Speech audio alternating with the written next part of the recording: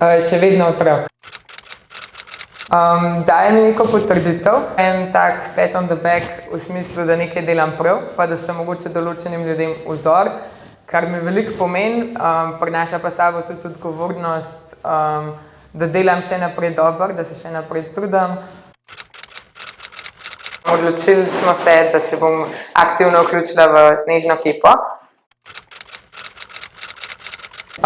Potencial snežne kepe je v tej lastnosti, da se vali. Da se veliko boljše počutim, če sem lahko vsaj, ne vem, 1 uro zunaj na soncu.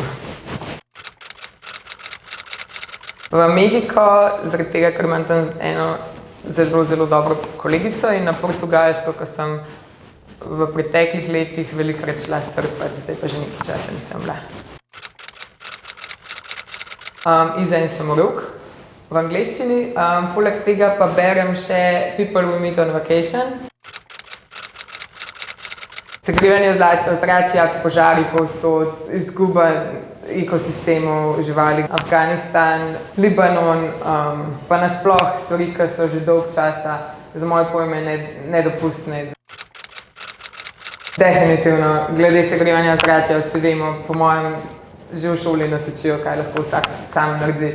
Glede teh dogodkov, ki so pa daleč od oči, daleč od srca, pa mogoče svetujem, da ni dovolj, da ti objaviš na Instagram story ali pa da, ne vem, veš, da se to dogaja.